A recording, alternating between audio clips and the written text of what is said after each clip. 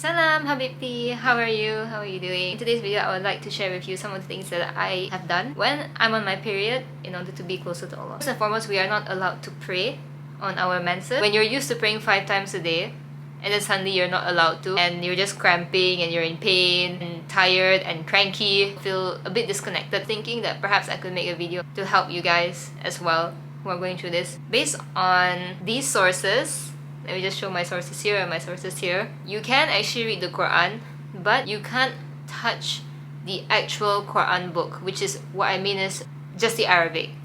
But you can use the one that is translated. I have an English translation of the Quran, so you can take that and you can read the English translation. Or if you don't have a physical copy with you, you can use your phone. I'll link the sources in the description box below so that you can watch it entirely. You can still read when it's on your iPad or on your phone. The app that I like to use is Qur'an.com. I've mentioned this in a couple of my previous videos. If you're unable to read Arabic, you can choose a variety of reciters from the app itself or from the website itself. If you don't want to download the app, you can. And you can listen to the recitations of the verses that you want. So that's very, very convenient in my opinion. And it also has translations in many different languages: Chinese, Japanese, English, French, every translation that you can think of. So I would highly recommend for you to go through that. So the next thing that you can do with all this free time that you have is to read up on Islamic history. I feel like our generation has been very, very disconnected from our Islamic history. We do not know where this religion came from and how it developed, and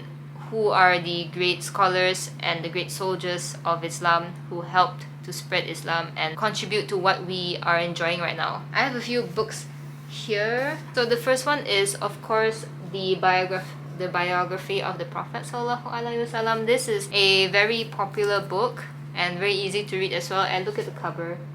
It's gorgeous. This is very, very simple to read. If you can see, the fonts are very small. It's not that small, it's not that big. So you can read it for yourself. It has almost 600 pages, but you can read it slowly.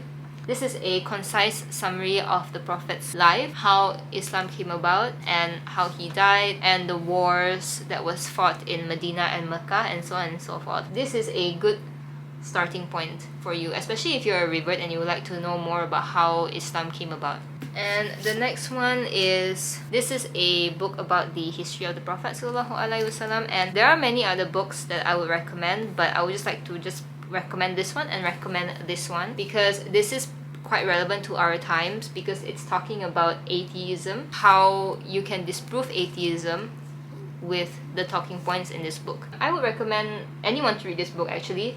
Muslims, reverts, atheists as well, though I doubt that they're watching this. But really, this is actually really good because it helps to discuss atheist talking points. It is normal for our iman to go up and down. If you're questioning yourself about your iman, it is actually a sign of iman. It is a sign of faith, as what the Prophet said. I would recommend you to read this if you are struggling with your faith and you are questioning it. It's okay, it's normal to question. Don't worry about it. Just read this or listen to some scholars on YouTube. So this is not specifically for those on their period. Anyone can read this, honestly, but I would recommend this one. It's easy reading as well. The fonts are not that big. So this is by Hamza Zortzis. He has a YouTube channel as well, so you can follow him there if you're not a reader. So other than the books on history and philosophy, I would also recommend books on Aqidah as well. So Aqidah is about the unseen, such as the jinn, the angels, belief in God, and all the other things that we do not know about, such as the messengers and all of that. The Day of Resurrection as well. So this is the Islamic Creed series, and this has 8 books in total in the series. So I'm only showing you one because, I mean, all of the rest are on my bookshelf. So try to find this in your local library or your local bookshop. I'm pretty sure they should have it in any Islamic bookstore. This is a pretty long-standing, popular book about Aqidah, and you can pick and choose which one you want to read first. For example, this is the first one in the series, which is the most important one, of course, which is the belief in God.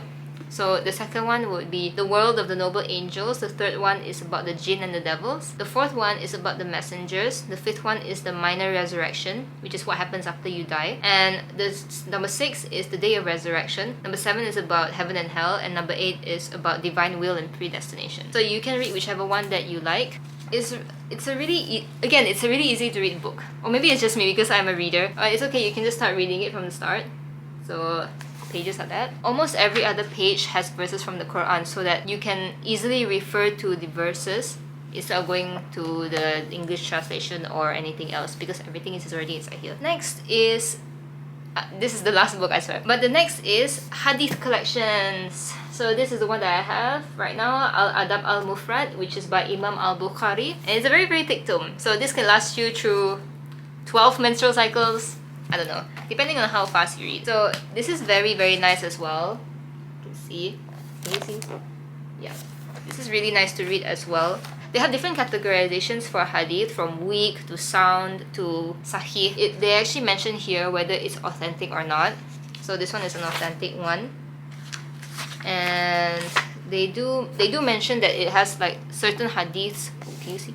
Certain hadiths also have a weak chain, so you don't have to worry about like, oh, is this authentic, is this weak, and so on and so forth. It's already mentioned inside here for you. So this is a good book if you want to read. Of course, this is not the only hadith collection. You can pick up any hadith collection by Al-Bukhari and Muslim. So just give it a read. And of course, if you like to delve deeper into these studies, of course you have to seek out a teacher as well. So this would keep you busy for the next menstrual cycles, I believe. So the next one that you can do is reflecting on the verses of the Quran, or also we can say tadabbur. I'm sure many of us have different verses of the Quran that we find resonates with us and that are our favorites. One of my favorites is that it's mentioned in the Quran that Allah does not burden the soul beyond what it can handle. So that is something that I keep close to my heart, and I always remind myself of that every day. If you have any verses from the Quran that stand out to you, for example, if you're reading your translation of the Quran and you find that, oh, this one speaks to me, I resonate with this has affected me in my life whatsoever, highlight it and perhaps write it in a notebook. Have a notebook that is specific for you to write down your favorite ayahs of the Quran, and you can write perhaps bullet points or like a paragraph, or if you're a writer, you can write an essay that contemplates about the Quran verse. I have tried this out before, and the more I write, the more it makes me think. And to be honest, the writing process for me is quite cathartic. To me it's like stress relief, you know, writing about your favorite verses, writing about how it affects you and how you can apply it in your daily life.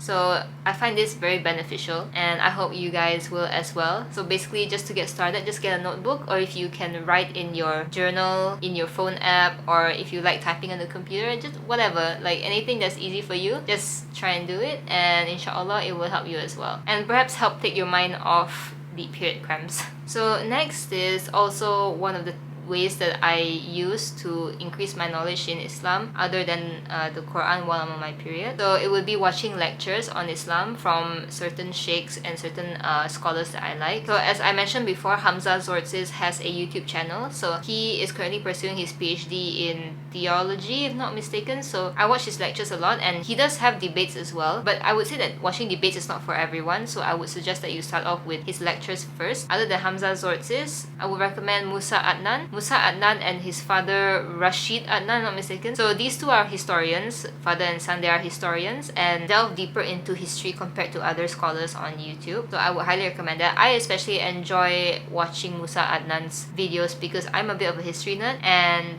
for those of you, if you would like to brush up more on your Islamic history, then this is actually a really great resource. Next, if you guys like to have deep dives, I would recommend the Muslim Skeptic. He does a lot of deep dives and using logical thinking to prove Islam's points. So watching lectures, watching Q&As from scholars and sheikhs on YouTube is actually very beneficial for me myself, especially when I'm unable to pray or unable to read the Quran on my period. I like to watch Zakir Naik, I like to watch Sheikh Asim, because they all go straight to the point, and I don't like, dilly-dallying and all that. So all of these are really good. And if you like to educate yourself on current news in the Muslim world, I would recommend 5 Pillars. 5 Pillars is actually very good. They are based in the UK and they do a lot of journalism. As a Muslim staying in Malaysia, in Southeast Asia, it's nice to see what's going on with Muslims in the UK and in the US and everywhere else. I would say 5 Pillars is actually really good as well. So another thing that you can do on your period, other than reading and watching lectures and all that, is to give charity.